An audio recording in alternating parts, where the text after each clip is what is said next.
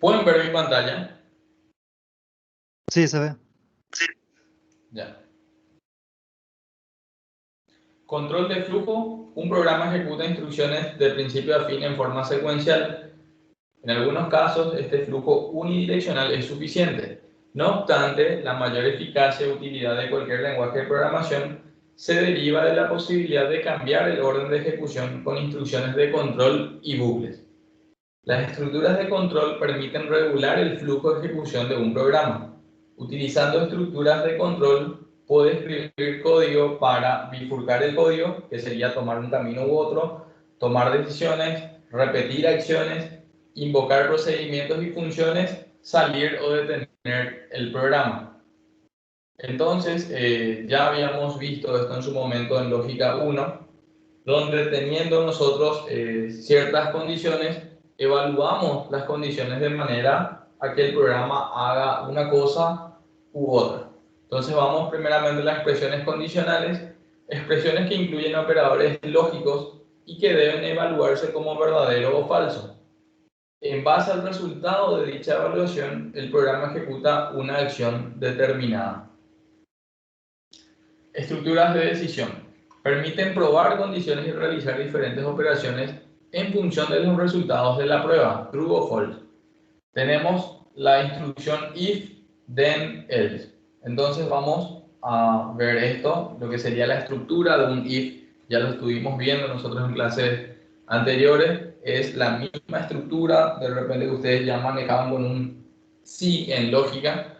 Entonces sería esta la estructura general de un if. ¿Qué pasa? El if se puede implementar en una sola línea o en múltiples líneas. Entonces tenemos el if de una sola línea, cuya estructura sería esta. If la condición, si esa condición se evalúa como verdadero, se ejecuta lo que sigue a la palabra reservada then.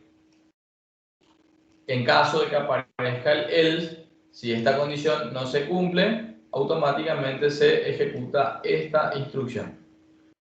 En el caso de un if de múltiples líneas, tenemos el if, la condición, si esto se cumple, se ejecuta esta parte del código. Si esto no se cumple, va al siguiente bloque donde aparece un else if, en este caso, donde se vuelve a evaluar una siguiente condición. Ya que esta primera condición no se cumplió, con el else if evaluamos una segunda condición, en este caso, de ser verdadera, se ejecuta este bloque de código. En caso de que esta condición no se vuelva a cumplir, nos vamos a ejecutar lo que aparece en el bloque else. ¿Cuál sería la diferencia? Es que el if de una sola línea es limitado en cuanto a cantidad de instrucciones para el bloque verdadero o para el bloque falso. En este caso me estoy refiriendo a este bloque. Si estamos implementando un if de una sola línea, las instrucciones que van a ejecutarse en caso de que la condición sea verdadera se limita a una sola línea de código. Lo mismo pasa con el bloque que se ejecuta en caso de que la condición de falso. En ese caso también solo podemos ejecutar una sola instrucción, una sola línea de código. Entonces, dadas las circunstancias, de repente evaluando una condición, yo necesito ejecutar varias instrucciones en caso de que la condición por ahí sea verdadera. Entonces ahí ya no puedo utilizar un if de una sola línea, porque en caso de que la condición sea verdadera, yo, como dije, necesito ejecutar varias líneas de código. Entonces ahí ya sí o sí me veo obligado a usar un if con esta estructura. ¿Por qué? Porque acá yo puedo tener una sola instrucción o n instrucciones por cada bloque. If, then, else. Puedo utilizar la forma de una sola línea para pruebas cortas y sencillas. Sin embargo, el formato de múltiples líneas, que sería la segunda estructura, proporciona más estructura y flexibilidad que el formato de una sola línea y generalmente es más fácil de leer y mantener el código. Cuando se encuentra una instrucción if, then, else, se comprueba la condición. Si la condición es verdadera, se ejecutan las instrucciones que están a continuación de then. Si la condición es falsa, se evalúan por orden cada una de las instrucciones else if. Cuando se encuentra un else if que sea verdadero, se ejecutan las instrucciones que siguen inmediatamente a la instrucción then asociada. si else if se evalúa como verdadero, o si no hay ninguna instrucción else if, se ejecutan las instrucciones situadas después del else. Después de la ejecución de las instrucciones que siguen a then, else if o else, la ejecución continúa con la instrucción end if. Eso también tenemos que saber que todo if, ya sea de una sola línea o de múltiples líneas, sí o sí termina con el fin sí o end if. Acá aparece algo muy importante donde se aclara que las cláusulas else if y else son cláusulas opcionales. Yo puedo implementar una estructura if sin tener un bloque else if y sin tener tampoco el bloque else. Directamente if, end if. Eso también seguramente ya lo manejaban desde lógica. Vamos a unos ejemplos. Acá tenemos declaraciones de variables, variables enteras, una variable string, se le asigna el valor 53 a la variable number. Si number es menor a 10, se ejecuta este bloque.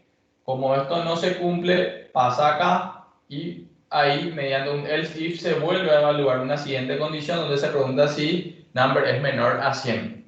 Si esto no se cumple, se ejecuta esta instrucción.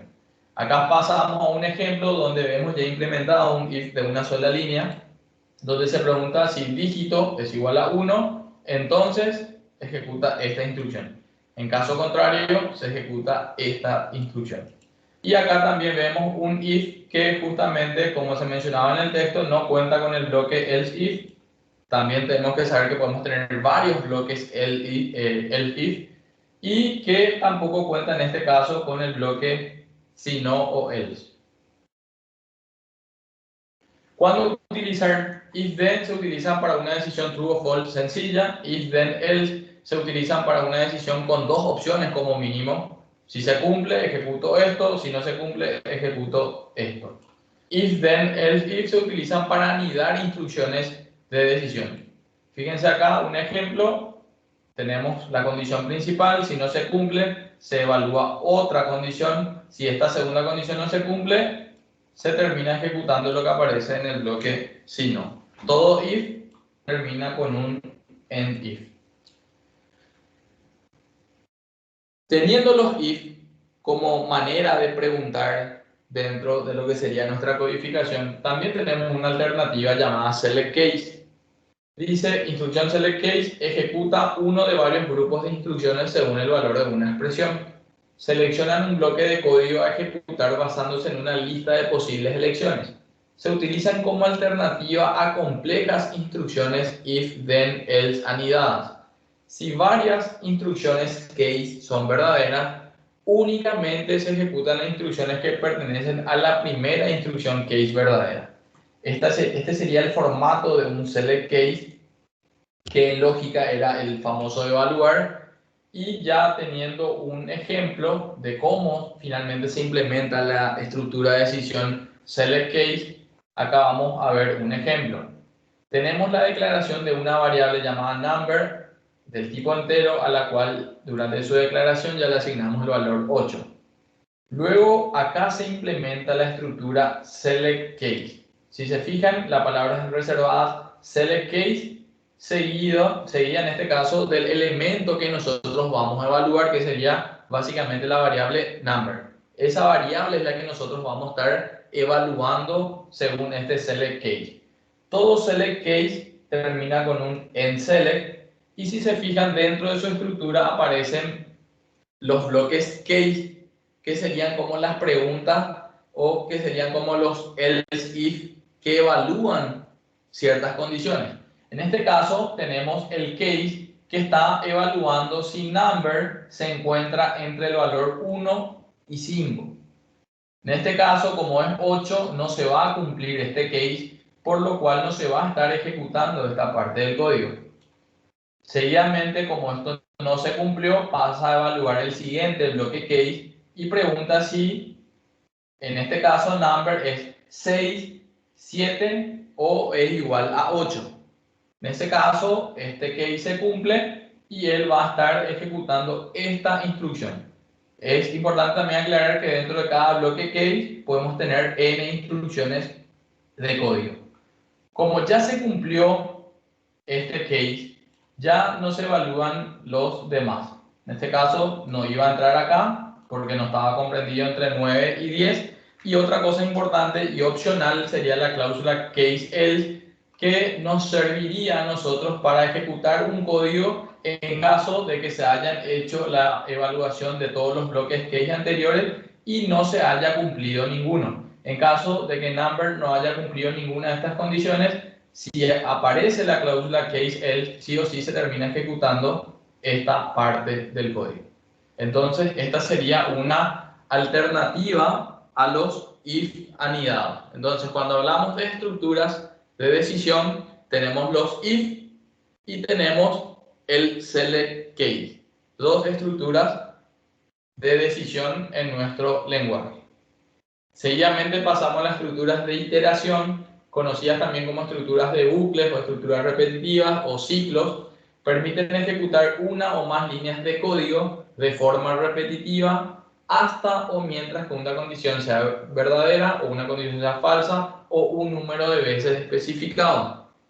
Entonces, dentro del grupo de estructuras de iteración, estructuras repetitivas, tenemos los bucles while, los bucles do y los bucles for. Vamos ya a lo que sería primeramente la instrucción while. Ejecuta una serie de instrucciones siempre mientras que una condición dada sea verdadera. Esta sería la estructura y ya para que quede más claro pasamos a lo que sería un ejemplo. Declaramos una variable llamada contador del tipo entero y le asignamos 0. ¿Cómo se implementa un while? Mediante la palabra reservada while seguida de la condición. Entonces en este caso sería mientras contador sea menor a 20, él va a estar ejecutando este bloque de código. Todo while termina con un end while. Este sería el mientras que nosotros conocíamos en lógica 1. Entonces, en este caso, se va a estar dando este ciclo y si se fijan acá lo que estamos haciendo es tomar la variable e ir acumulando en este caso de a 1. Entonces, la primera vez como vale 0, 0 es menor a 20, va a entrar 0 más 1 en este caso, va a quedar acá 1, va a subir, 1 es menor a 20, sí, va a venir acá, va a ejecutar, va a sumarle 1, va a quedar en 2 y así sucesivamente hasta que esto llegue a 20, entonces 20 ya no va a ser menor a 20, por lo cual ya no va a entrar a ejecutar este bloque de código. Esta sería la implementación de la estructura repetitiva mientras. Seguidamente pasamos a los bloques do loop, que dentro de lo que sería el do loop tenemos otra vez 4 alternativas y depende de cómo cómo implementemos nosotros esas posibilidades. En este caso tenemos primero el do loop until, dice, ejecuta el código del bucle, primero de entrada ya ejecuta y luego evalúa la condición. Repite hasta que la condición se evalúa como verdadera. Otra alternativa sería el do until loop, ejecuta el código del bucle solo si la condición se ejecuta como falso y repite hasta que la expresión sea verdadera.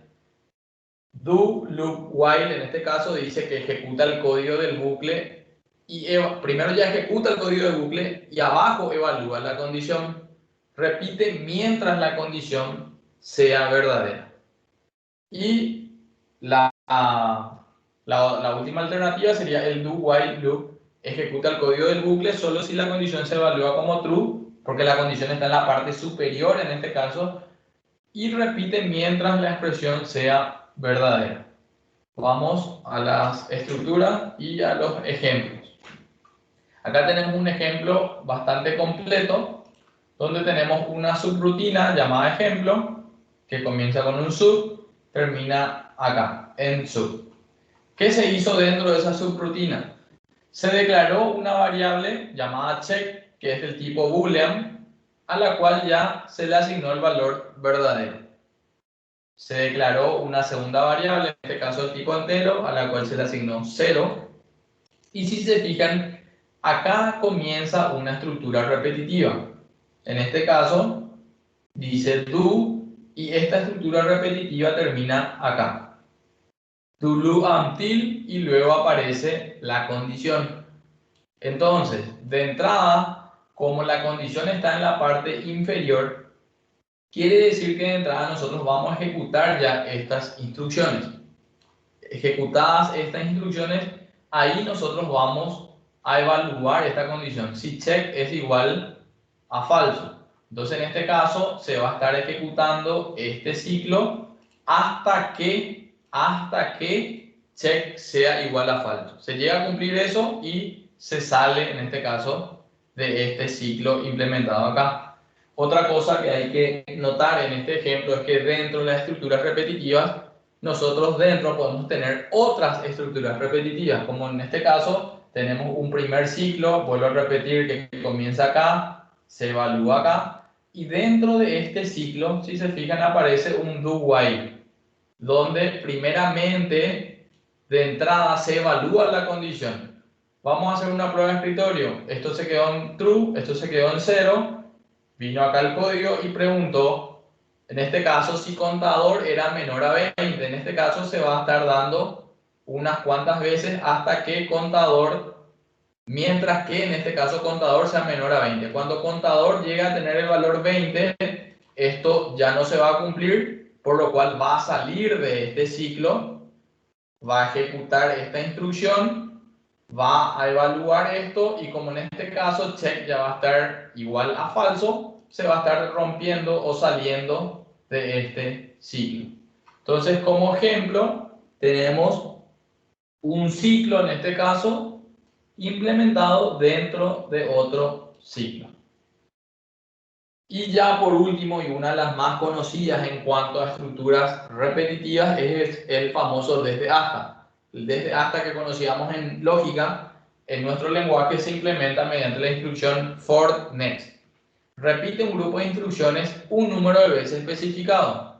Esta sería la estructura, pero para que quede claro, vamos a ir al ejemplo.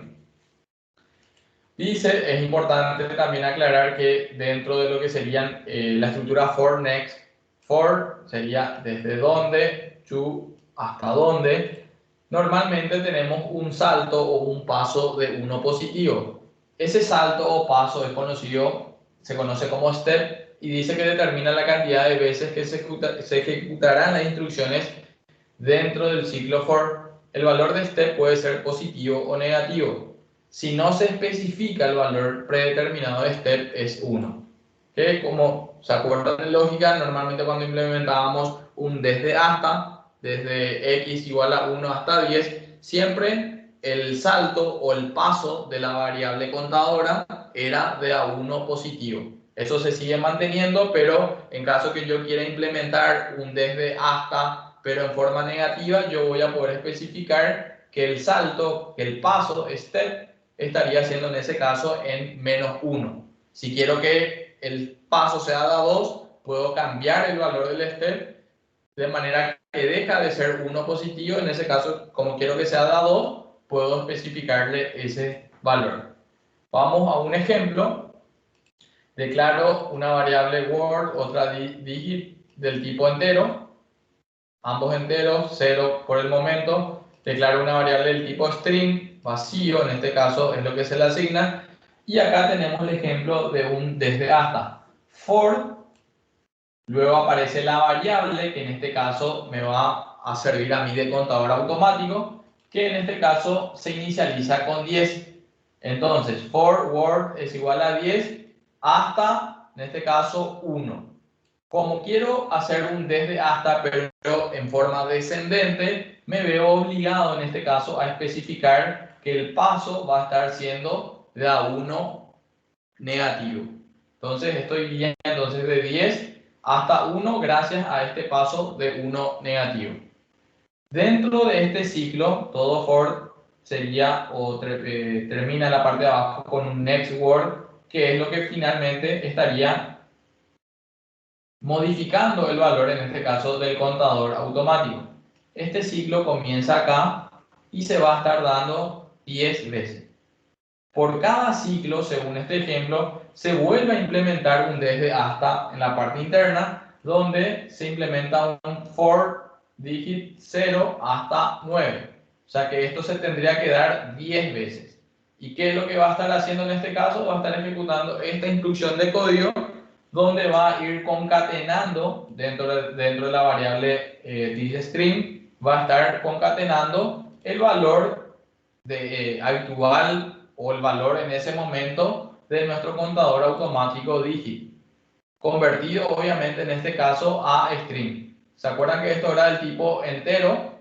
Como yo estoy queriendo concatenarlo dentro de una variable string, lo que está haciendo este código es tomar el 0 primero y lo está convirtiendo a string para hacer esa concatenación. Luego sube, esto ya vale 1, entonces va a estar concatenando el valor 1. Sube, vale 2, va a estar concatenando el valor 2 hasta que se cumpla este for next. Terminado este ciclo, vuelve a inicializar su variable, sube acá y vuelve a comenzar este ciclo. Entonces, esto también es un ejemplo donde vemos que dentro de una estructura repetitiva nosotros podemos volver a implementar otras estructuras repetitivas. Ya dentro del grupo de estructuras de iteración, normalmente son las más populares el mientras, el while y el desde hasta, que sería el for next, que es lo que más se ve de repente en cuanto a codificación. Otra cosa importante que tendríamos que saber es que nosotros, así como podemos salir de una función, en su momento vimos que abandonábamos una función mediante la palabra reservada return. Cuando nosotros queremos abandonar un ciclo, abandonar una estructura repetitiva, hay ciertas palabras reservadas como para hacer eso.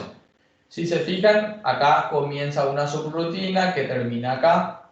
¿Qué hace esta subrutina? Declara variable y luego implementa una estructura repetitiva. Dentro de esta estructura repetitiva, vuelve a implementar otra estructura repetitiva, en este caso desde hasta. ¿Qué hace ahí? Genera un número aleatorio. No se preocupen tanto por estas funciones. Lo único que tendríamos que saber es que se asigna un valor a esta variable y luego se pregunta o se evalúa el valor de esa variable. Si por si dadas las circunstancias, demo num es igual a 7, si se fijan, lo que hace el código es salir de la estructura for. Si demo num es igual a 29, sale de la estructura do. Y finalmente, si demo num es igual a 54, sale en este caso de la subrutina, que la subrutina sería esta. Entonces, en caso de que, dadas ciertas condiciones, dadas ciertas circunstancias, nosotros precisemos salir de una subrutina y que ya no se ejecute el código siguiente, vamos a recurrir a exit sub. Si en medio de un ciclo todavía no se completó este ciclo, pero yo ya quiero, dada una condición, abandonar el for, voy a recurrir a la palabra reservada exit for. Y si quiero salir de una estructura repetitiva del tipo do, estaría dándole o ejecutando la instrucción, en este caso exit do. Entonces, esto es lo que tendríamos que manejar, como les dije, en cuanto a control de flujo.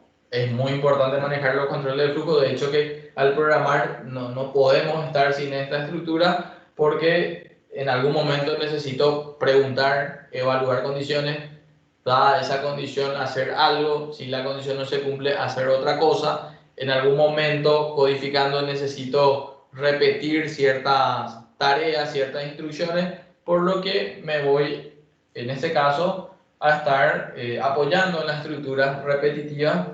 Y ya, como les dije, dependiendo de la situación, optaría yo por implementar un mientras, que sería el while, o implementar un desde hasta, que sería el for next, o finalmente usar una de las opciones del do loop. No sé si hay alguna duda con respecto a este material.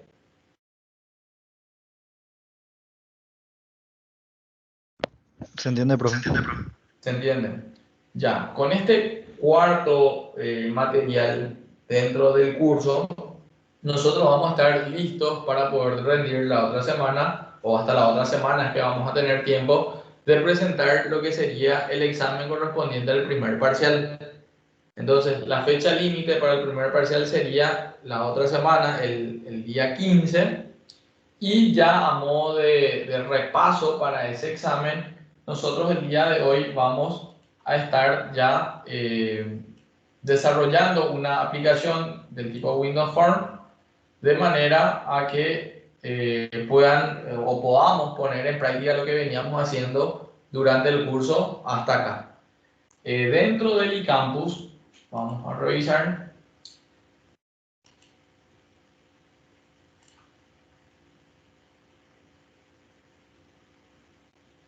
Dentro del eCampus, en la parte de ejercitario, van a encontrar este material. Están viendo el PDF que habla sobre una tienda comercial que en este caso dice se precisa una aplicación que permita llevar el registro de productos. Este material está mostrando paso a paso cómo implementar esta solución. Entonces, basado en este desarrollo, es que, como les dije, vamos a poner en práctica todo lo que vinimos haciendo hasta acá y van a estar de repente ya preparados para el primer parcial. Dice, los datos necesarios a ser ingresados son código de producto, dato alfanumérico, quiere decir que puedo meter ahí texto o número, descripción del producto hasta 30 caracteres, tipo de producto, y me dan opciones fijas de bebida, limpieza, comestibles, papeles, fármacos. Se puede elegir una opción por vez. Procedencia, puede ser local o importado, solamente se puede escoger una opción. Canales de venta, minorista, mayorista, exportación, y aparece también la opción todos. Se puede elegir más de una opción por vez, me aclara eso el texto. Nombre del proveedor hasta 30 caracteres, datos requeridos. Debe permitir agregar a una lista de proveedores varios elementos con opción a quitar un elemento o vaciar la lista. Entonces, esta parte del texto me habla de los campos que yo voy a estar solicitando al usuario. Entonces, atendiendo a cada uno de los puntos que yo tendría que percatarme de cuál sería el control más adecuado para cada campo. Operaciones. Al pie del formulario debe colocar los siguientes botones y me pide un botón aceptar y un botón salir. Dice almacenar los datos ingresados en un archivo de texto, así como lo habíamos hecho con consulta de intereses, concatenando los campos, en este caso con coma. Validar los datos ingresados por el usuario, todo tiene que estar completo. Entonces, este desarrollo es lo que vamos a estar preparando el día de hoy, para lo cual yo acabo de crear una aplicación del tipo Windows Form. Voy a compartir acá mi pantalla.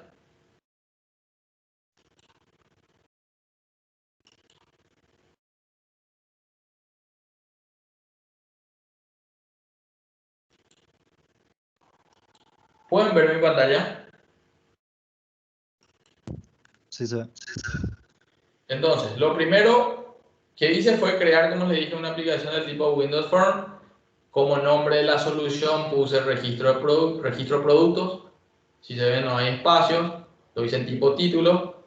El proyecto también se llama así y ya me viene con un formulario por defecto. A ese formulario le voy a cambiar el nombre y le voy a asignar FRM Productos.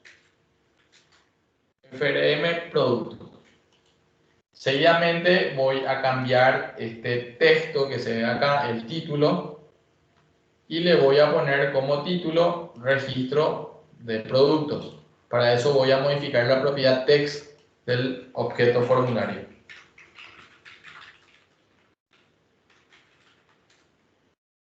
La propiedad Start Position me permite definir en qué parte de la pantalla va a estar apareciendo el formulario. Yo quiero que aparezca centrado en pantalla. También voy a inhabilitar, en este caso, el botón de maximizado. Según la propuesta del material, esta sería la pantalla que tendríamos que diseñar. El primer campo sería código producto, para lo cual yo voy a estar agregando en este caso un label.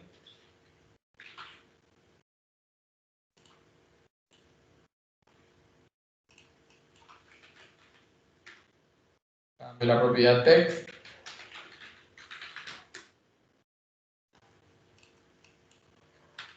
Hay que respetar los prefijos que habíamos acordado para el curso. LBL code producto. Me pide un dato alfanumérico. Tendría que yo poder escoger, en ese caso, tendría que escoger una caja de texto. Txt code producto. Seguidamente aparece la descripción. Puedo copiar ambos controles. Clic encima de este control, Shift. Clic sobre el otro control, Control C. Selecciono el formulario que sería el contenedor de esos controles y le doy pegar. En este caso, este segundo label va a decir descripción.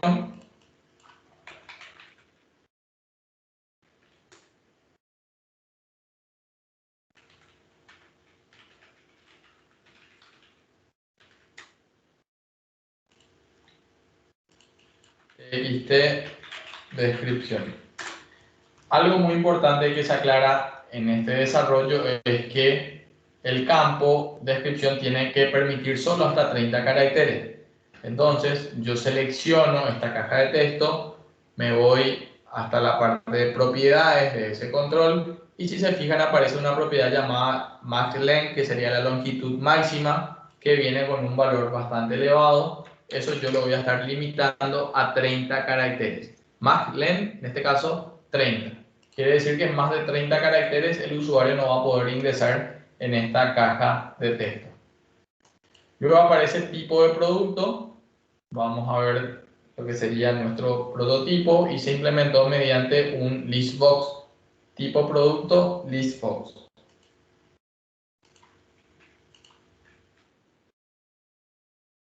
Copio este label. Tipo producto.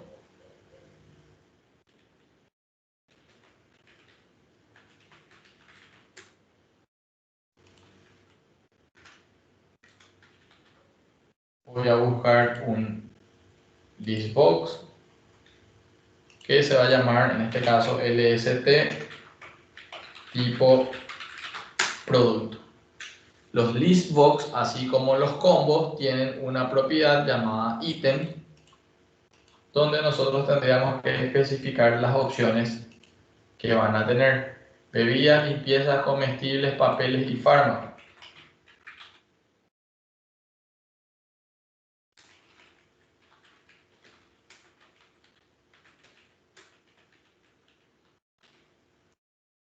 Voy agregando todas las opciones para ese cuadro de lista.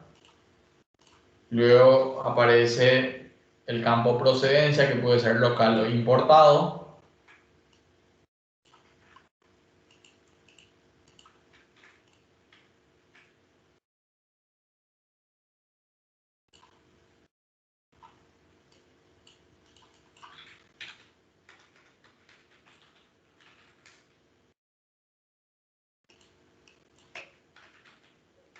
Y según el texto, procedencia, solo tengo dos opciones y una de ellas nada más puedo seleccionar, por lo que yo tendría que escoger en ese caso un radio button. Local sería el primero de ellos, el prefijo que habíamos acordado es rdb local.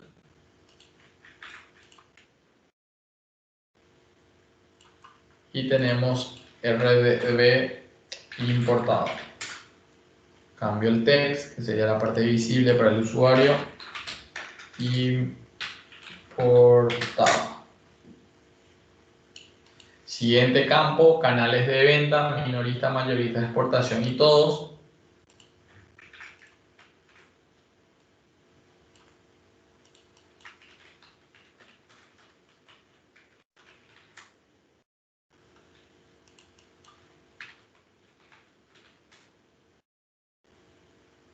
Según este diseño, aparece un group box que agrupa estos 4 elementos.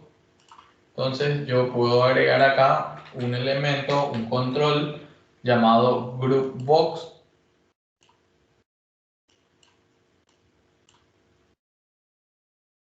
En este caso el prefijo va a ser gbx, canales. Puedo borrar el texto que aparece acá. En este caso no necesito este texto. Borro el valor de la propiedad text. Y en este caso voy a estar agregando dentro de este group box, por eso lo selecciono, agrego 4 checkbox. El primero de ellos sería chk minorista. Cambio el texto.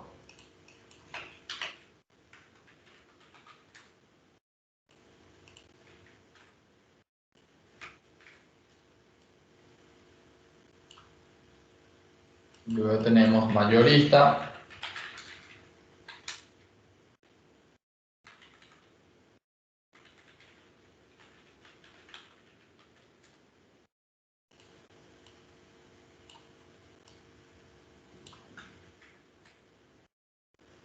Exportación y todos. Puedo copiar ambos controles.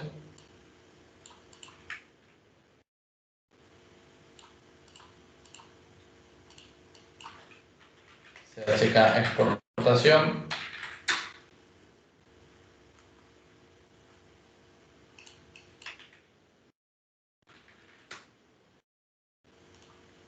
Y aparece en este caso la opción todos, que obviamente se va a llamar chk todos. Ya tenemos esa parte del diseño propuesto acá. Aparece un último campo llamado proveedor, que se implementa en este caso mediante un combo box, una lista desplegable.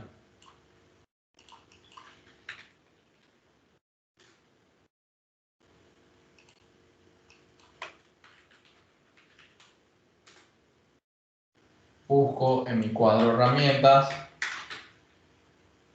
el control del tipo combo box y le voy a llamar cbo proveedor. Vamos a ponerle unas opciones.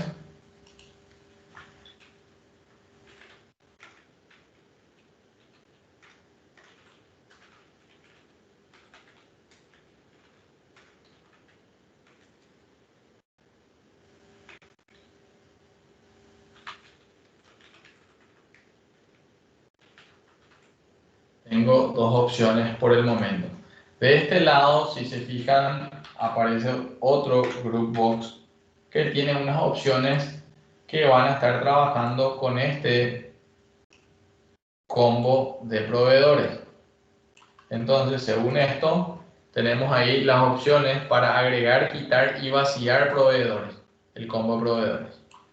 Entonces, como título de ese group box va a decir proveedor. Vamos a llamar gbx proveedor. Y dentro vamos a estar agregando elementos del tipo button.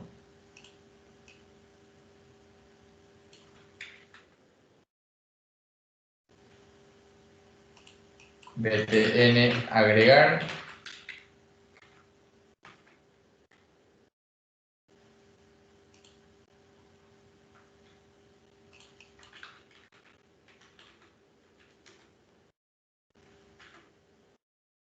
Quitar y vaciar.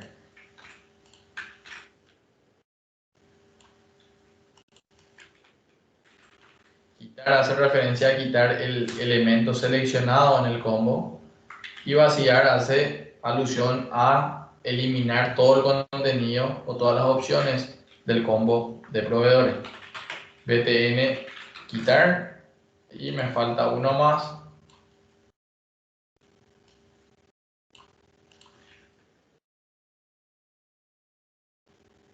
Que sería en este caso btn vaciar.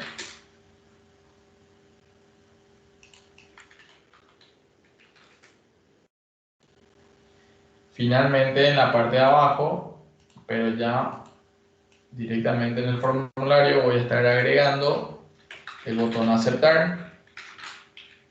Le puedo agregar acá un método para teclado.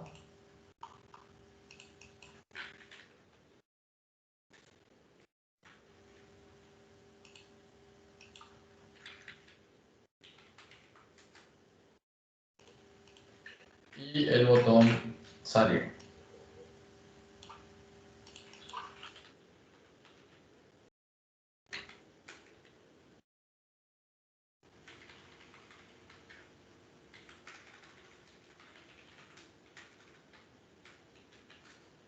Con esto tengo listo el formulario propuesto en el ejercitario. Ahora me pide validar todos estos campos. Una vez que presionamos nosotros este botón aceptar, nosotros vamos a estar validando todo esto. En caso de que falte algún campo, mensaje de error para el usuario.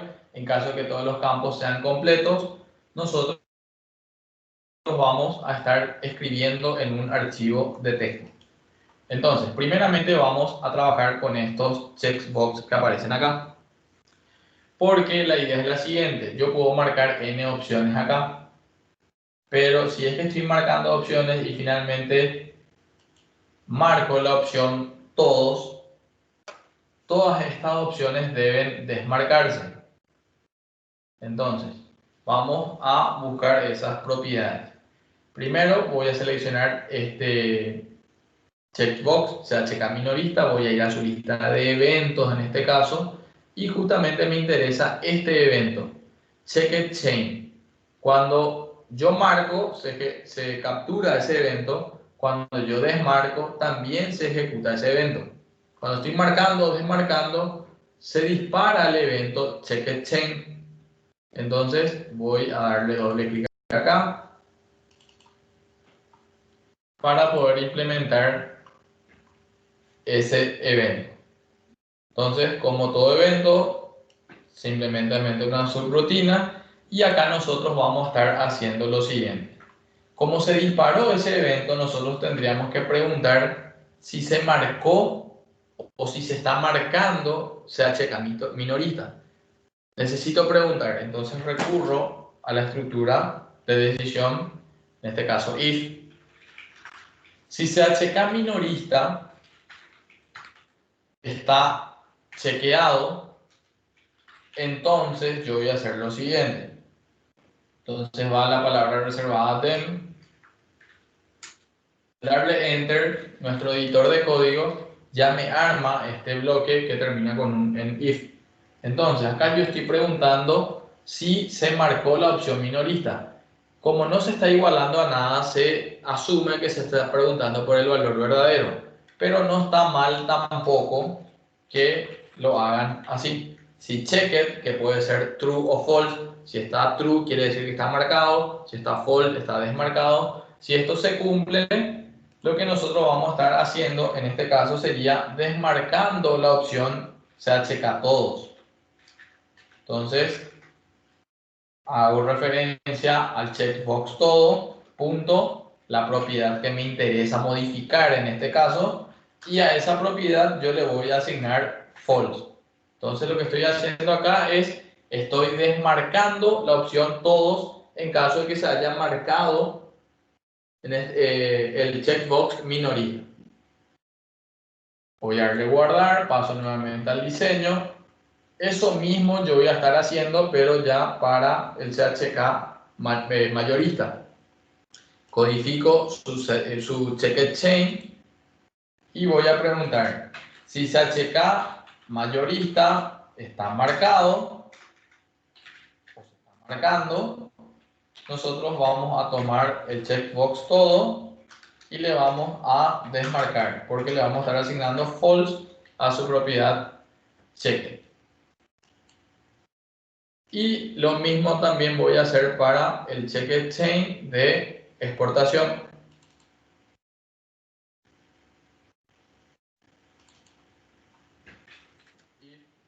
CHK exportación está marcado, entonces CHK todos.checked le voy a asignar false.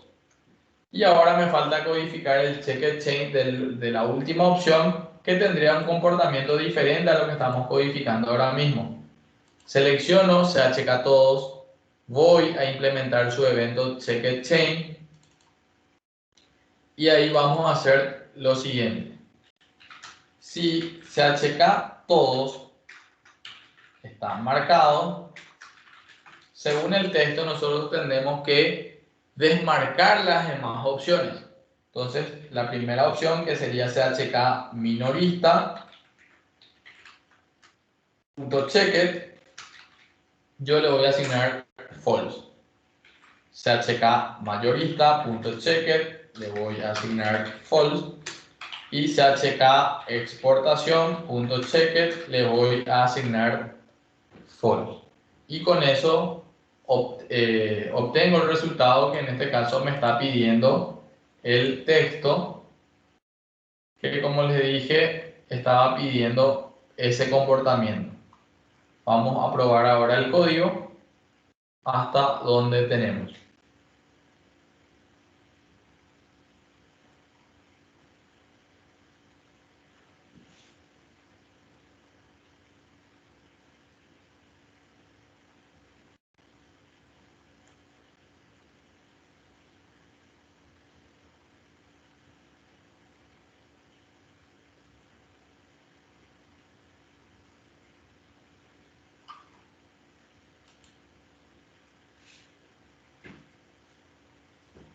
Ya me aparece mi formulario centrado con el título. No tuve que modificar ningún tab order porque lo fui agregando en ese orden. Pero si por ahí no lo hicieron, ya saben que para modificar el tab order se tienen que ir al menú ver orden de tabulación e ir configurando el orden o el circuito de los controles disponibles en pantalla. En este caso el tab order está ok. Ahora yo marco esto, pero si marco todos, si se fijan, todas las demás opciones quedan desmarcadas. Todas las demás opciones quedan desmarcadas. Eso fue lo que conseguimos capturando el evento que se da cada vez que nosotros marcamos o desmarcamos los checkbox, y ese evento sería el checked chain. Cuando cambia el valor de la propiedad checked, es que se puede capturar ese evento. ¿Dudas hasta acá?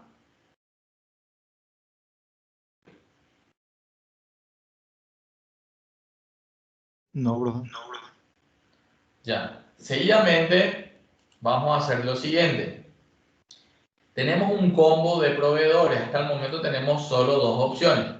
Entonces estos botones nos van a servir a nosotros para agregar o quitar opciones, e inclusive para vaciar la lista. Si el usuario termina presionando este botón, todas las opciones de acá tienen que desaparecer. Si el usuario selecciona una opción acá y le da a quitar, esa opción nada más tiene que ser eliminada de la lista de opciones. Y finalmente, si yo escribo algo en este combo y le doy a agregar, ese algo que acabo de escribir tiene que agregarse como una opción más dentro del combo. Entonces vamos a preparar esa codificación. Vamos a la parte de diseño y vamos a codificar el primer botón, que sería agregar. Entonces voy a ir a su evento click, o directamente puedo ir a su evento más popular o a su evento por default haciendo doble clic sobre el control, en este caso sobre este botón btn agregar. Si se fijan, como le di doble clic, automáticamente él ya asumió que estoy queriendo implementar su evento click. Entonces nosotros vamos a hacer lo siguiente. Vamos a tomar el combo de proveedores. Punto. Vamos a acceder a su colección de opciones, a sus opciones, que finalmente, como vieron en tiempo de diseño, eso se configura en la propiedad ítems. Entonces a su colección de opciones, que sería ítems, es que estoy accediendo ahora mismo. Y esa colección me permite agregar elementos mediante el método add. Entonces voy a seleccionar add y nosotros le vamos a estar agregando, en este caso, lo que se escribió en el combo. Entonces, lo que se escribió en el combo, yo lo tengo obviamente en cboproveedor.text. Por ahí siempre, como le dije, es recomendable hacer uso del trim, que es una función que termina suprimiendo los espacios que están en la parte de adelante del texto, en este caso, que se encuentra en la propiedad text. Entonces, este código lo que está haciendo es lo que el usuario escribió, habiendo suprimido ya los espacios que pudo haber ingresado el usuario, ese texto es lo que nosotros estamos agregando como un ítem más al combo proveedor. Seguidamente, ese algo que había escrito, que había ingresado el usuario, lo tenemos acá.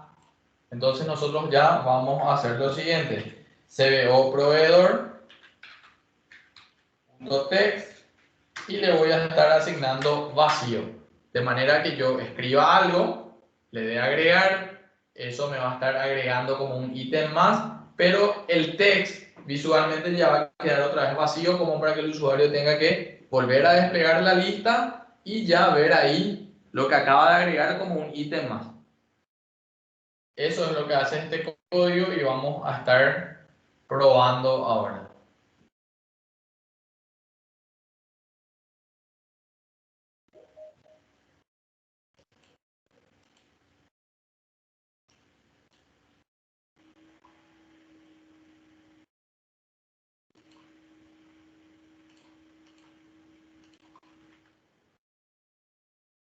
Fíjense que hasta el momento tenemos dos opciones.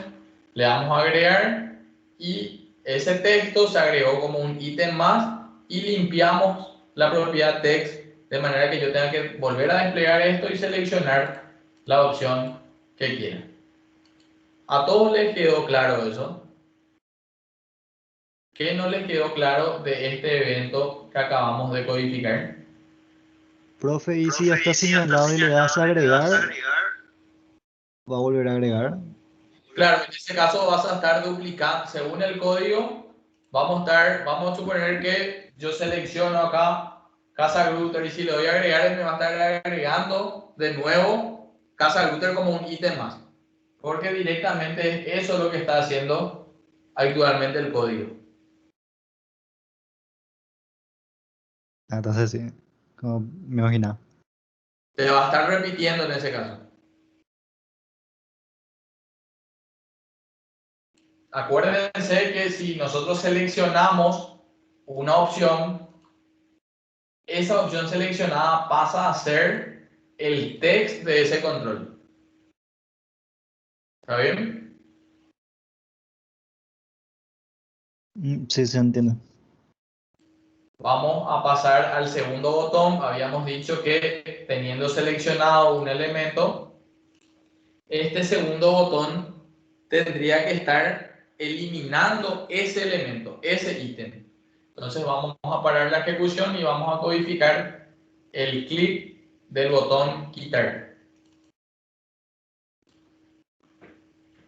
¿Qué va a hacer este código?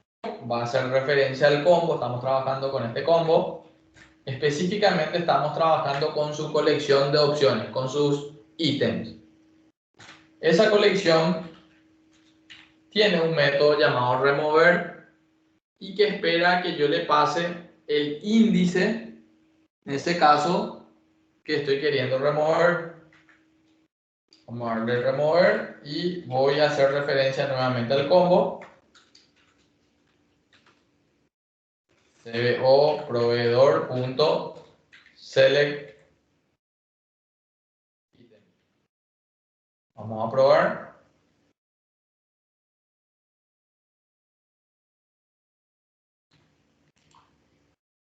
Voy a seleccionar Casa Router, le doy quitar.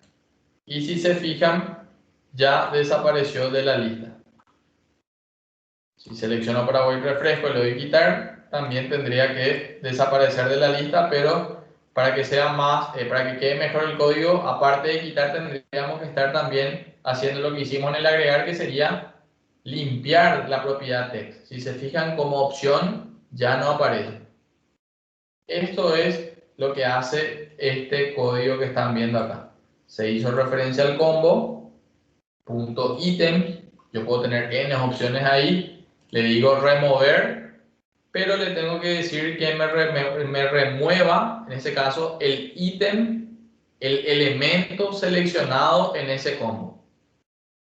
Eso es lo que hace este código. Y por último, nos queda el botón vaciar, que va a volver a hacer referencia al combo, va a volver a hacer referencia a su colección de opciones, pero va a recurrir a un método llamado clear, que no recibe, en este caso, ningún parámetro, porque ya él entiende que con el clear, él lo que tendría que hacer es vaciar la lista de opciones. Vamos a volver a probar. Tengo dos opciones.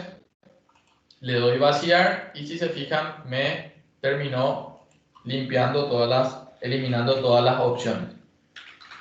Voy a agregar una más.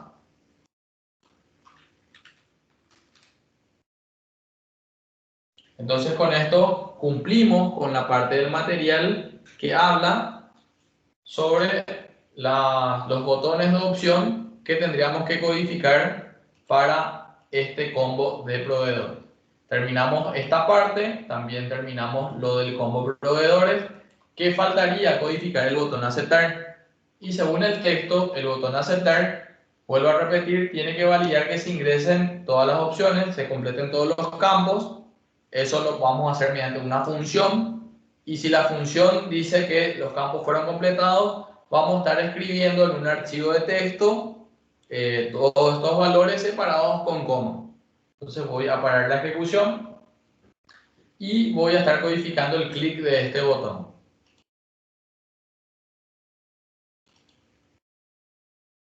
Sería, en este caso, el clic del botón aceptar. Como dije que íbamos a trabajar con un archivo de texto, ya en clases pasadas tuvimos que importar un espacio de nombres que sería como una dirección dentro de una biblioteca, como para que nosotros podamos acceder a ciertos recursos.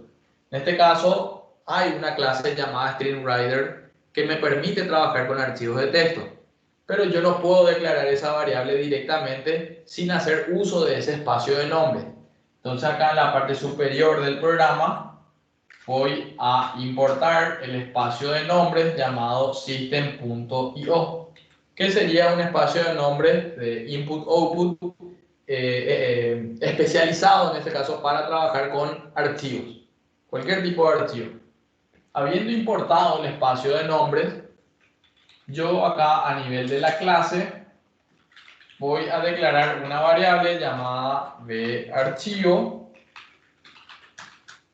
que va a ser un objeto de la clase StreamWriter. Por eso, cuando digo que va a ser un objeto, estoy, mediante la palabra reservada new, estoy instanciando, estoy creando un objeto de esta clase.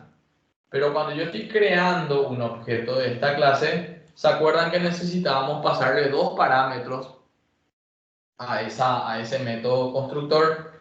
En este caso, el primer parámetro hacía referencia a dónde se va a crear el archivo de texto. Ese primer parámetro era una cadena de texto, es del tipo string, y como le dije, yo tendría que poner ahí una dirección con el nombre del archivo que pretendo crear. Yo tengo una unidad llamada E.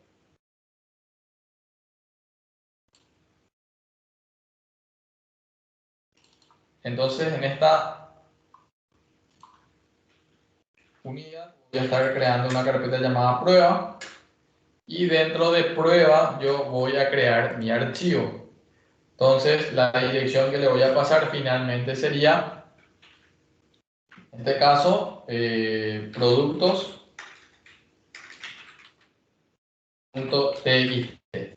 Primer parámetro completo sería la dirección donde voy a crear el archivo productos.txt. Obviamente, como les dije, la dirección tiene que ser válida. Si yo pongo acá X, si no tengo esa unidad, esta instrucción me va a estar dando un error.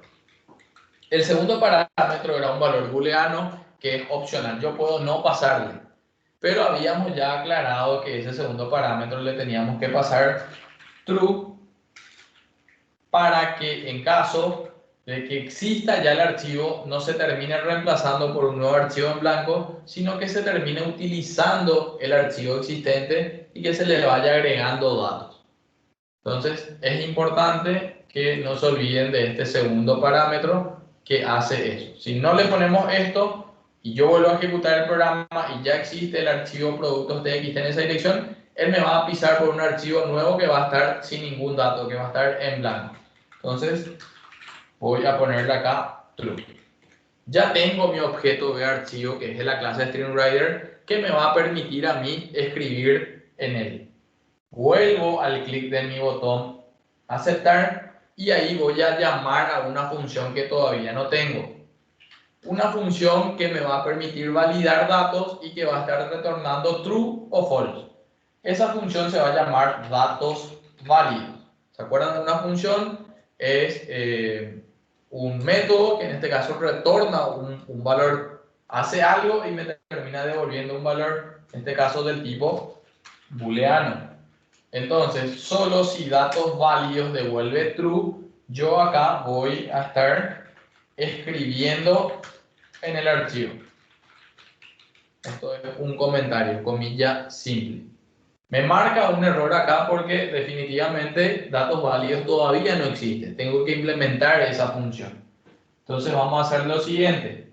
Acá, ya fuera de esa subrutina, pero siempre dentro de la clase donde estoy, yo voy a crear una función llamada datos válidos. No va a recibir parámetros, por eso abro y cierro paréntesis, pero al ser una función, sí o sí necesito definir el tipo de dato que va a estar devolviendo. Entonces viene la palabra reservada as y habíamos dicho que iba a estar devolviendo true o false. Por eso es del tipo boolean. Al darle enter, él ya me arma la estructura con un end function. Y ya antes de olvidarme, voy a retornar true. En la parte de arriba voy a ir preguntando campo por campo para ver si el usuario completó los controles, completó cada uno de los campos. Y voy a comenzar por el código del producto, que lo tengo en txt codeproducto.text.trim. ¿Para qué era el punto trim? Para suprimir los espacios. Habiendo suprimido los espacios, si eso es igual a vacío, quiere decir que definitivamente el usuario no ingresó datos alguno. Si ustedes no le ponen el punto trim y ejecutan el programa,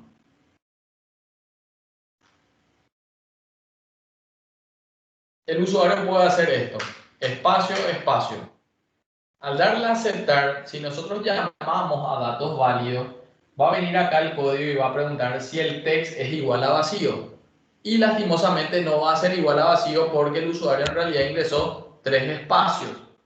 Para nosotros, a nivel de negocio, es vacío. Pero para el programa no se va a estar cumpliendo esta condición porque directamente se está preguntando si el text, que ahí va a venir 3 caracteres de espacio, no va a ser igual a vacío, entonces la validación va a estar mal. Entonces, por eso siempre tienen que cerciorarse de suprimir los espacios, en este caso mediante la función trim.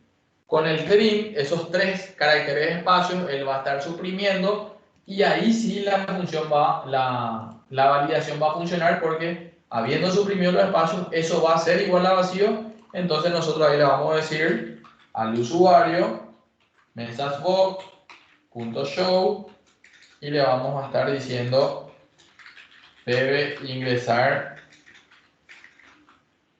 el código del producto. Mi punto text era para el título de la ventanita de alerta, que mi, vuelvo a repetir, hace referencia al formulario donde estoy. El formulario donde estoy es FRM producto y estoy leyendo su propiedad text. Básicamente, en otras palabras, estoy leyendo este texto que se ve acá. Quiere decir que cuando salte la alerta, el título de esa alerta también va a decir registro de productos. El tercer parámetro hace referencia a los tipos de botones y al ser un mensaje de error, solo me interesa que tenga el botón OK. Y el cuarto parámetro hace referencia al tipo de icono acompañado del tipo de sonido que va a estar dándose con ese mensaje. En este caso sería el tipo error. Seguidamente voy a tirar el foco a ese control incompleto y voy a estar retornando en esta función false. Recuerden que si se llega a ejecutar un return dentro de una función, el resto ya no se ejecuta. Todo el código que queda después de ese return ya no se ejecuta porque nosotros estamos devolviendo un valor como función y abandonando también la función en sí. Seguidamente voy a preguntar si txt description.text.trim, si todo eso es igual a vacío. Misma historia, messagebox.show debe ingresar la descripción. Mi.text, ok, y tipo de icono sería error. Otra cosa para que se vayan acostumbrando con nuestro editor de código, que sería el Visual Studio, sería el IDE, este sería nuestro editor de código, esta parte que están viendo, es que en Visual Basic no tendríamos que darle Enter. Cuando nos sugiere código, el código inteligente sugiere código ya con el autocompletado. Cuando ustedes se posicionan sobre la opción que necesitan escribir, ustedes le tienen que dar Tab, no Enter, porque si le dan Enter va a estar pasando a la siguiente línea. Entonces con el tabulador se escoge la opción sobre la cual están posicionados. Eso tienen que saber. Luego tenemos txt-description.focus y return, siempre return false en caso de algún dato incompleto. Luego viene procedencia y son dos radio button y uno de ellos tendría que estar marcado. Si rdb local.checked, que es la propiedad de un radio button que me indica si está marcado o no, si checked es igual a falso, significa que no está marcado. Pero aparte de eso, a mí me interesa saber si también rdb importado.checked es igual a falso. ¿Qué estoy preguntando acá? Si ambos radio button están desmarcados. Uno de ellos tendría que marcar sí o sí el usuario. Si no marcó ninguno de ellos, se va a estar cumpliendo esta condición, por lo cual nosotros vamos a estar lanzando algún mensaje de error. Le vamos a decir, debe seleccionar el tipo de importación, debe seleccionar la procedencia. Y el foco lo vamos a tirar al primero de ellos, al local, retornamos falso. Queda ahora validar que se haya marcado por lo menos una de estas opciones. Entonces vamos a hacer lo siguiente.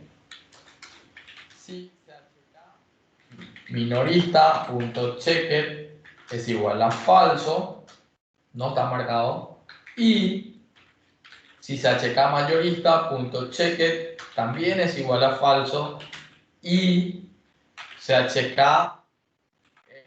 exportación.checked es igual a falso, y también por último el chk todos, si también se encuentra desmarcado. Estoy preguntando por los 4 controles. Si los 4 controles están desmarcados, quiere decir que no seleccionó ninguna de las opciones y nosotros vamos a mostrar mensaje de error. Debe seleccionar al menos una opción de canal de venta. Vamos a tirar el foco al primero de los checkbox, en este caso chk minorista.focus, y retornamos false. Creo que me queda un campo más, que sería el de proveedor. Si cbo proveedor.text es igual a vacío, olvidé del trim. Si el text del proveedor es igual a vacío, significa que no se seleccionó ninguna opción. Nosotros vamos a dar mensaje de error. Debe seleccionar al menos, no, perdón, debe seleccionar un proveedor o el proveedor. Puedo poner al menos porque no se puede seleccionar varios proveedores, se puede seleccionar uno solo.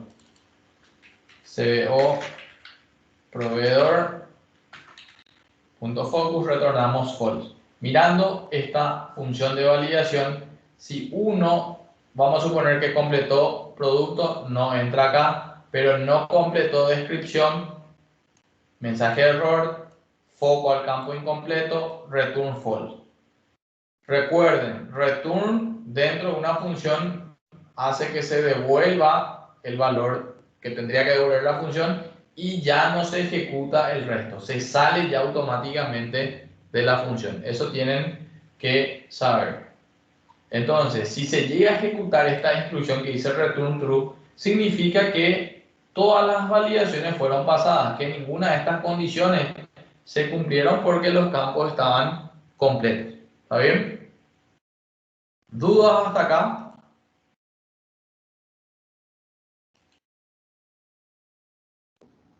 Profe, el focus solamente mostraba el que estaba vacío. ¿O cómo funciona el focus? A ver, no entendí la pregunta. ¿Puedes repetirme, por favor? ¿Qué propósito tiene el focus? Mostrar Ah, solamente el que tiene vacío. claro. O sea, ¿qué pasa? Nosotros normalmente le proponemos al usuario una pantalla para que le cargue datos. Él va cargando datos y de repente puede que no complete alguno. Adrede o porque se le pasó. Entonces, cuando salta la validación, nosotros tratamos de ponerle un mensaje claro diciéndole, mira, te falta completar tal campo.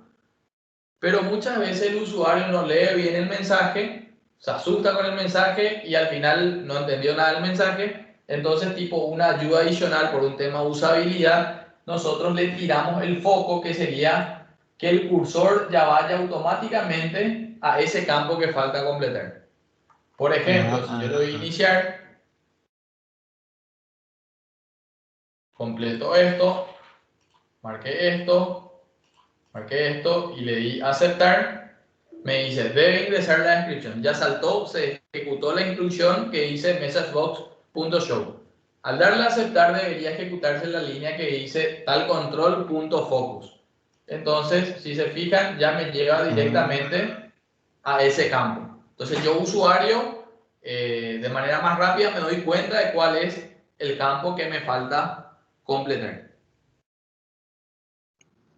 ya. Gracias por entendido. ¿Dale? ¿Alguna otra?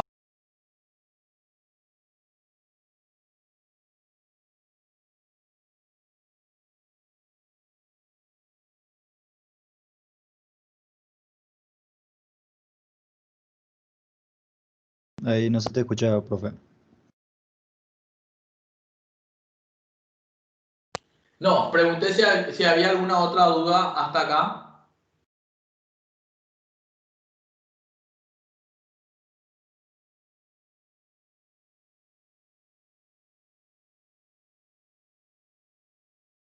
Hola, ¿me están escuchando? Ya sí. ¿Sí? ¿Y tenés alguna otra duda? No, solamente era ese. Lo del foco. Bueno, Sí. entonces ya para poder terminar nuestro desarrollo, vamos nuevamente a esta parte y se acuerdan que nos habíamos quedado nosotros en el aceptar. ¿Qué hace el aceptar? Llamaba a la función datos válidos. Y como datos válidos devuelve true o false, es válido, otra vez vale la redundancia, que yo meta esa función dentro de una pregunta, que sería un if. Entonces, en este caso, dentro de un if, yo estoy llamando a la función y si esa función devuelve true, se va a cumplir el if. Si esa función devuelve false, no se va a estar cumpliendo la condición y por ende no se va a estar ejecutando esta parte del código. ¿Está claro eso?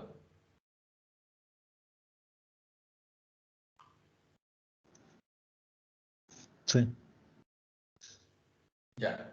Entonces, si datos válidos devolvió true, recuerden, vuelvo a insistir con esto, en la mayoría de los lenguajes se implementa de la misma manera. Ustedes pueden ver código donde se pregunte por algo, pero no se iguale a true o false. Cuando no se está igualando a nada, se asume ya que se está preguntando por el valor verdadero.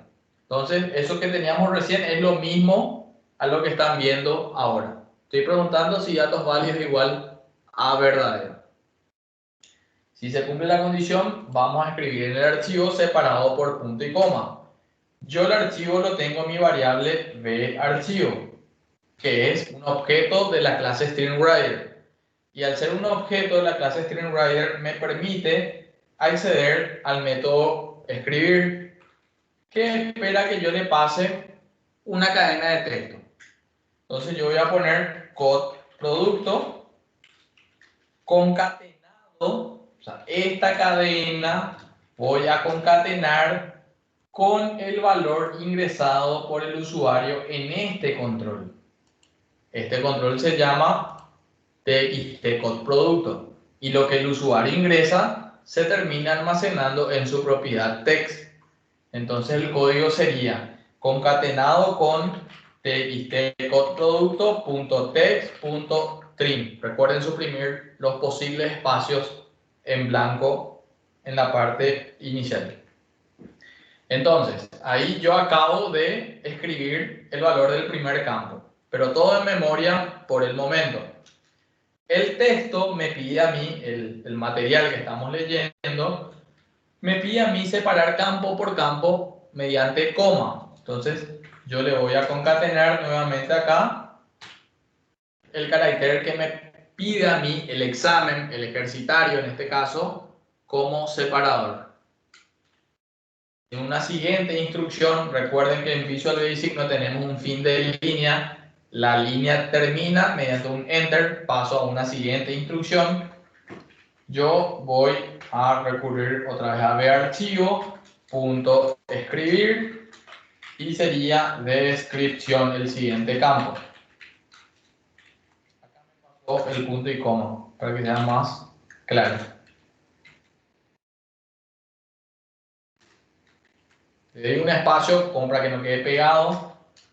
Le voy a estar concatenando txt description.text.trim, coma.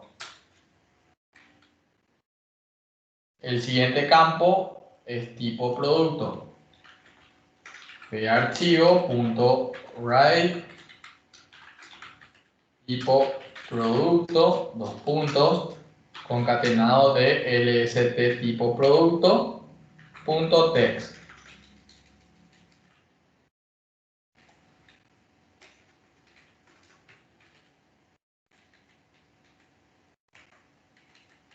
Podemos en este caso recurrir a select item, ítem seleccionado, elemento seleccionado.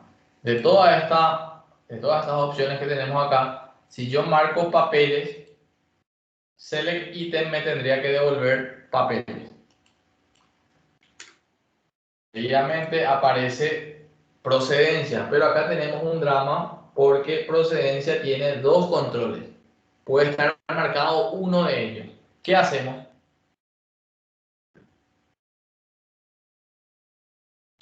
¿Cuál era el tema de hoy? Estructuras de...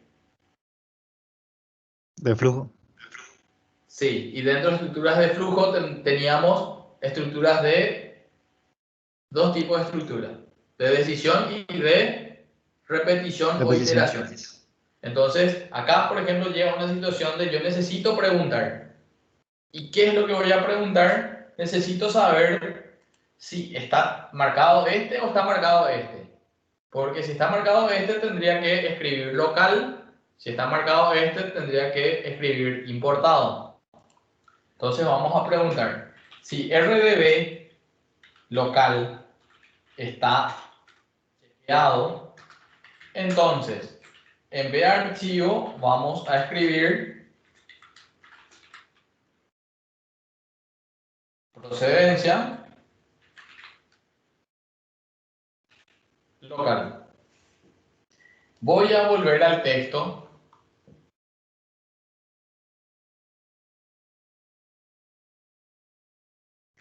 Para ver si no hay alguna directiva específica a cómo guardar ese campo.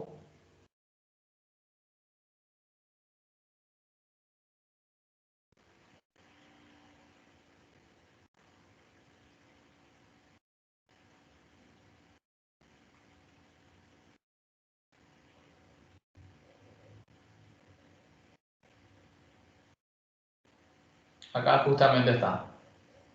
El texto está pidiendo a que se guarde L o I. Entonces, en este caso yo voy a estar guardando el valor L nada más. No me pide que guarde todo el texto. Y en caso contrario, si se fijan, puedo hacer esto. Voy a estar guardando de archivo punto escribir. Voy a estar guardando en ese caso procedencia puntos y.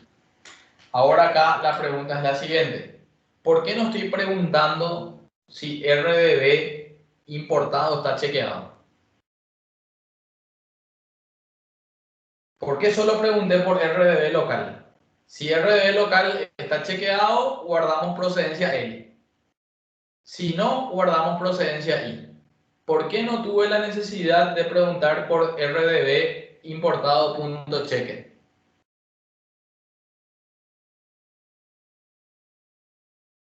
Porque si no es ese verdadero, el otro va a ser, o sea, si ese es falso, se va a convertir verdadero, el importado. Así mismo. Así como dice el compañero, porque teniendo dos opciones nada más, según esto, uno de ellos nomás puede estar marcado.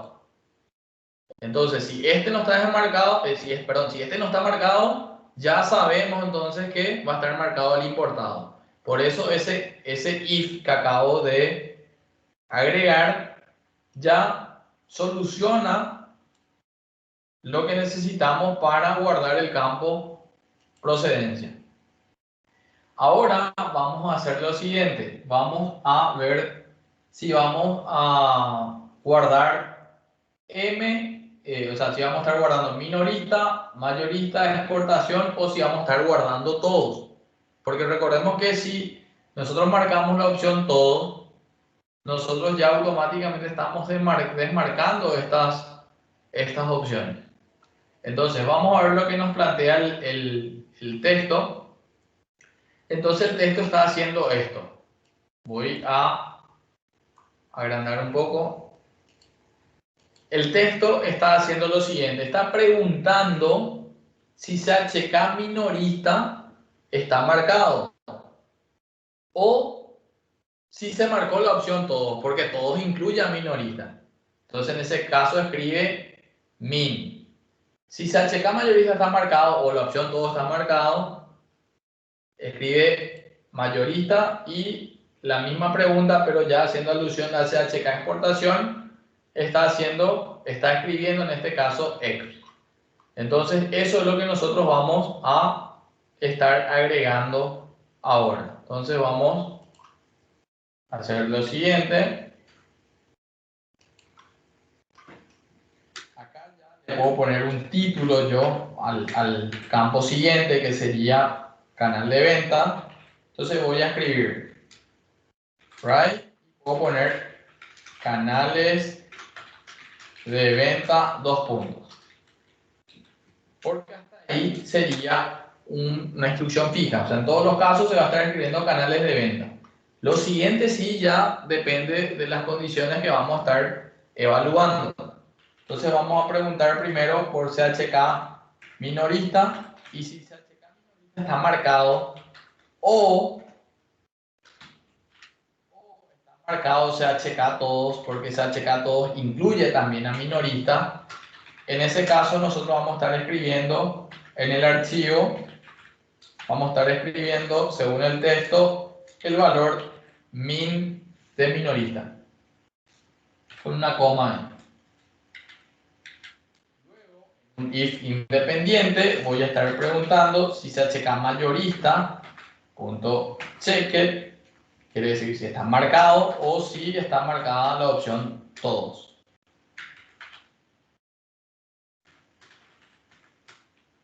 Entonces, en ese caso escribo right mayorista. ¿Cómo?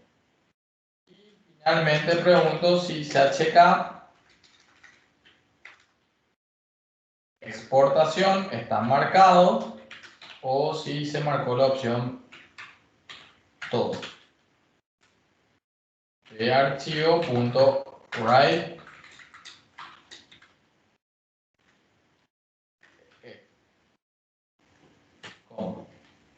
Entonces, con estos tres if independientes, yo soluciono el guardado del campo canales de venta. Esto sí o sí se va a escribir canales de venta dos puntos y luego ya esto es relativo y depende de cada uno de los if. Vamos a suponer que marcamos la opción todos. En ese caso no se va a cumplir esta condición porque con todos se marcaban todas las demás opciones. No se va a cumplir esta condición hasta acá, pero como es un OR, acá va a preguntar, pero están marcados todos. En ese caso va a estar escribiendo min, my, x, Si solo marqué minorista, perdón, si solo marqué mayorista, se va a escribir esto. Luego va a preguntar, ¿está marcado minorista? No. ¿Está marcado todos? No. No se escribe esto. Viene y pregunta, ¿está marcado mayorista? Sí está marcado mayorista. Con un OR esto ya es suficiente, entonces se va a estar escribiendo solo my y seguidamente va a preguntar por esta condición. No se va a cumplir, entonces esto no se va a escribir. Con esto yo contemplo el guardado de lo que sería mi campo canales de venta. Me falta uno solo, que sería el proveedor, que yo lo voy a estar guardando acá. De archivo.write proveedor, dos puntos. Le voy a concatenar lo que tiene mi combo.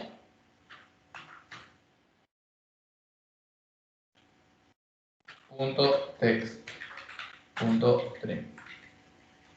Todo lo que hicimos hasta acá fue escribir en el archivo, pero eso no se aplica todavía en disco. O sea, esto todo lo tenemos nosotros hasta acá en memoria.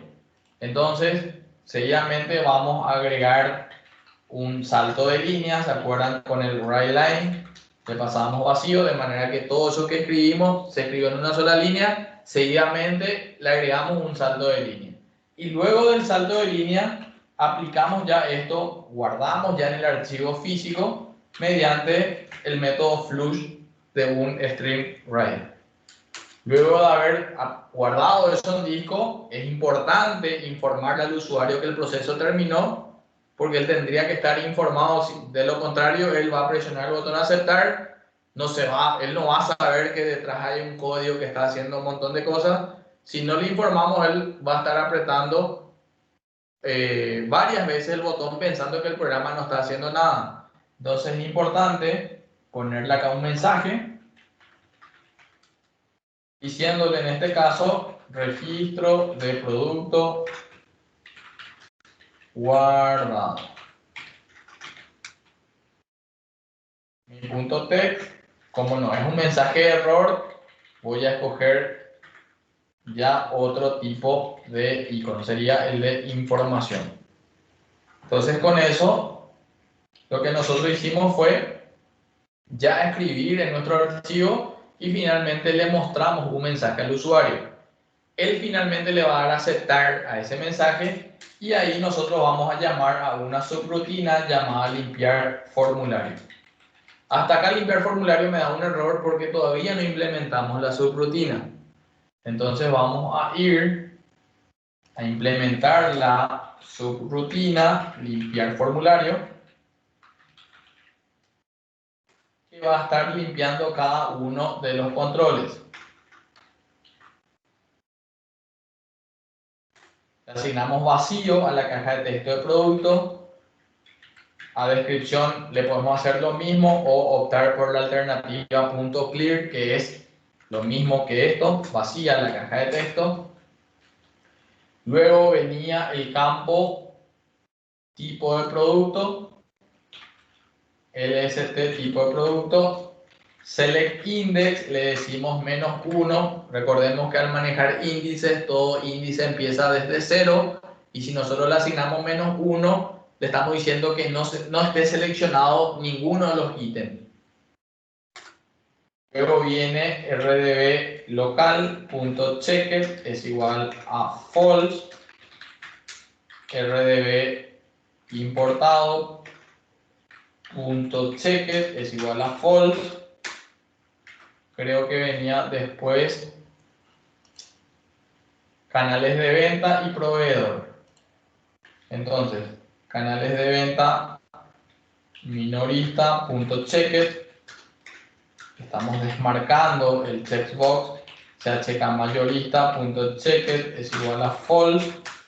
chk exportación.checked es igual a false. Y chk todo.checked es igual a false.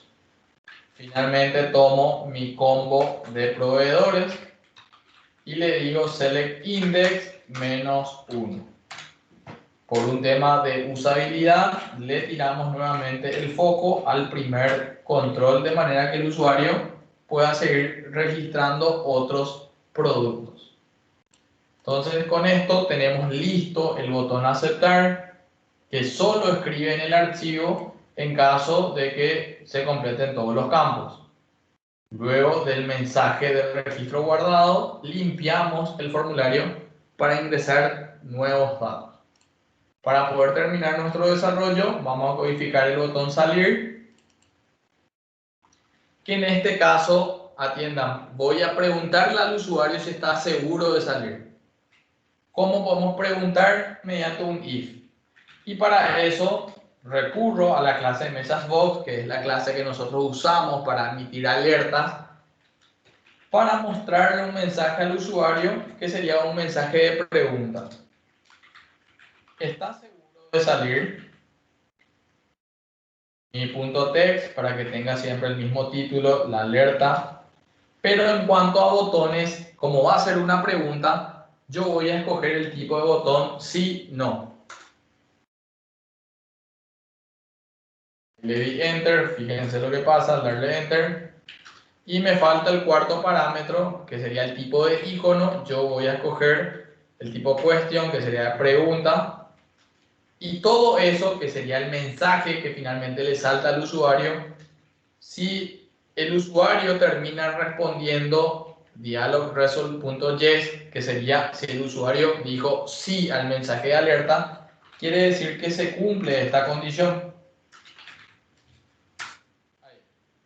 Quito un mensaje con botones sí, no, con una pregunta.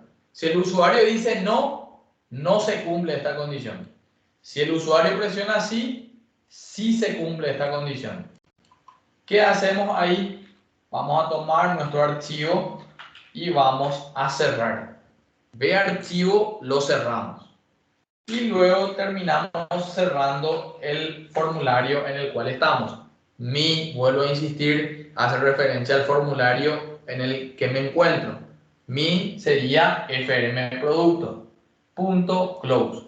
Entonces, repasando un poco qué hace este evento, emite una alerta en forma de pregunta y solo si el usuario responde que sí, nosotros cerramos el archivo y cerramos el formulario. Vamos a probar hasta acá el desarrollo.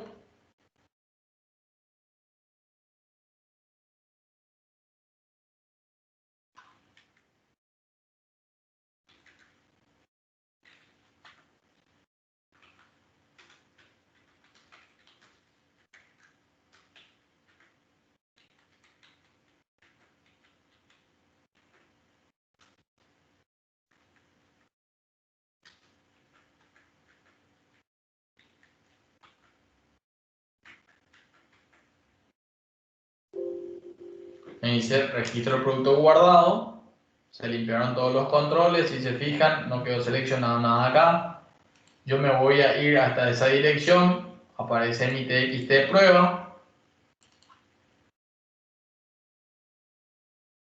Y aparece la línea que yo acabo de guardar tomando los valores de cada uno de los campos y separados por coma. Si se fijan acá tuve un error porque se ve que no le puse el separador luego de tipo de producto. Entonces voy a ver esa parte del código.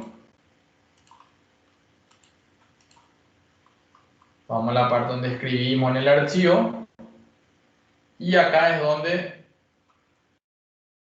tipo de producto yo no le concatené al final el separador. También iba a tener un problema si elegía la procedencia importada. Pregunto, ¿dudas hasta acá? ¿Algo no les quedó claro? ¿Que no entendieron?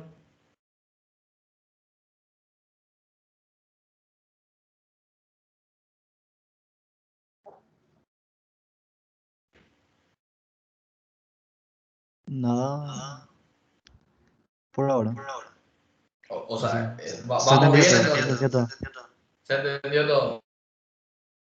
¿Los demás?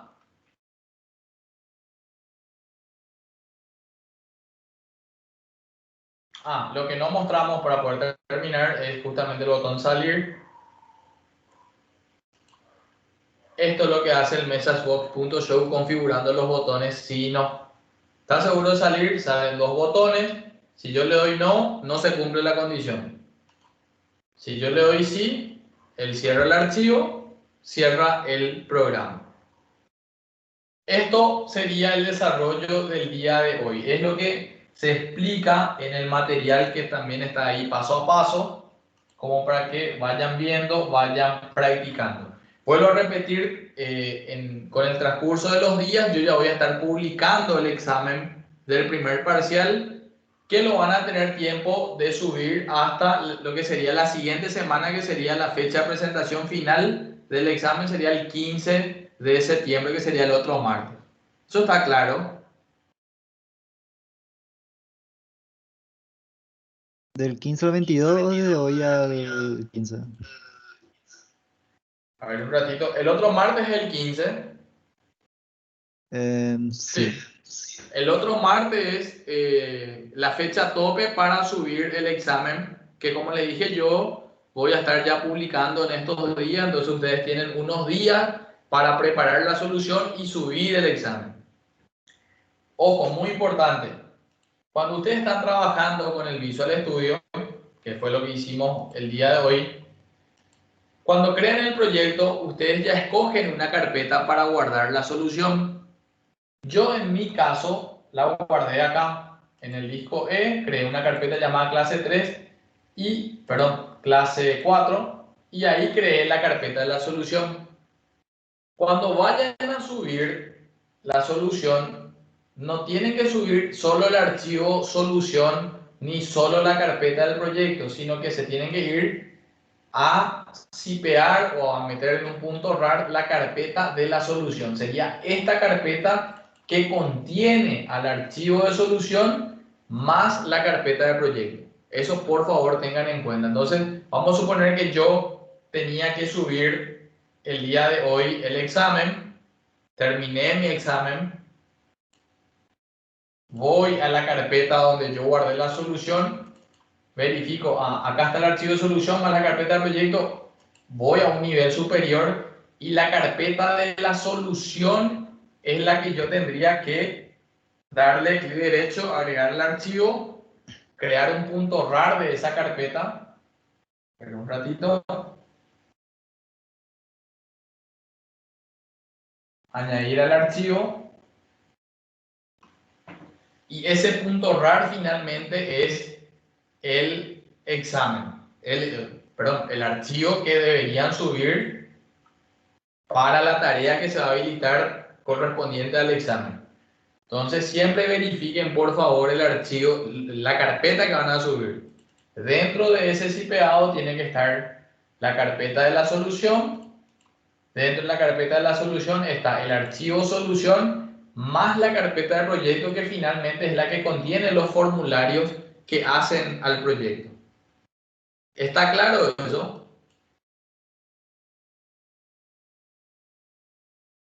Sí. Ya, vuelvo a repetir, la siguiente semana se va a estar, como les dije, teniendo como fecha límite para el primer parcial. Y el primer parcial, que tiene un puntaje seguramente de 70, 80 puntos, habría que ver, porque también tengo que tener en cuenta los cuestionarios o los foros que fuimos habilitando. Todos esos deberían estar todavía disponibles para que ustedes puedan completar y pelear por esos puntos. Aparte de eso, el día de hoy se habilitó la caja, la tarea de trabajo práctico individual, que es de 10 puntos. Este tiene fecha límite 16, que sería un día más del examen, un día más después del examen. Y si se fijan, entran al trabajo práctico individual y aparece un PDF, que sería el PDF que le va a indicar qué es lo que tienen que desarrollar. Sería un PDF muy similar a lo que vimos el día de hoy. Entonces, en este caso, la única diferencia es que, vamos a revisar, me dice: una importante empresa del área de producción necesita una aplicación para el registro de empleados y su salario. La única diferencia en cuanto a todo lo que vimos hasta el momento, especialmente en cuanto a la práctica que vimos el día de hoy, como para que nos preparemos para el examen, es que en este caso, en lugar de crear un solo archivo del tipo StreamWriter, van a estar creando dos, porque él pide un archivo para empleados y un archivo para salario. Como les dije, la única diferencia finalmente es que va a haber un V archivo empleado del tipo StreamWriter, V archivo salario del tipo StreamWriter. Pero ya la temática es la misma. Acá se definen los tipos de datos que se van a estar solicitando en pantalla y finalmente esos datos se van a estar escribiendo, algunos en V archivo empleado y otros en V archivo salario. Entonces, este trabajo práctico se tendría que desarrollar así como lo hicimos el día de hoy, luego sí pegar la carpeta de la solución y subir a esta caja. Tienen tiempo en este caso hasta el 16 de septiembre. ¿Alguien todavía no tiene instalado el Visual Studio?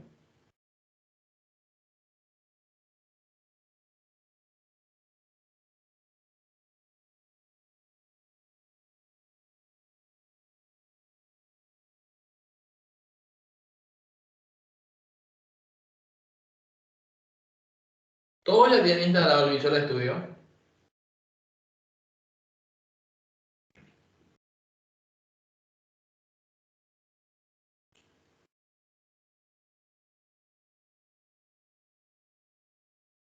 Carlos, ¿vos Sí, tenés el sí, Visual Studio?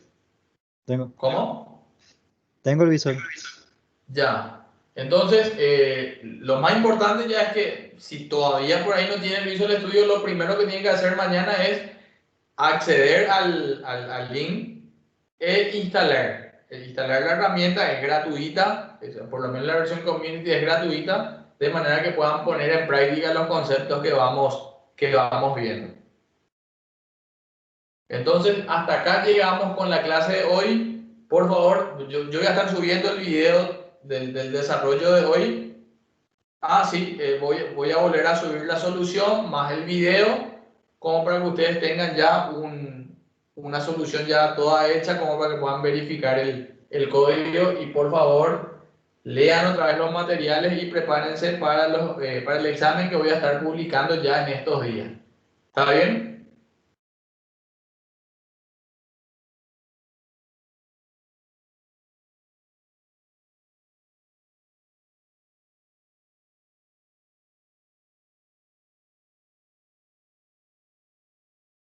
Ya, ya, ya. Bueno, entonces sí, no sé si tienen alguna otra pregunta, así llegamos hasta acá. Yo no, profe. ¿Ya? José, Seba, Gustavo,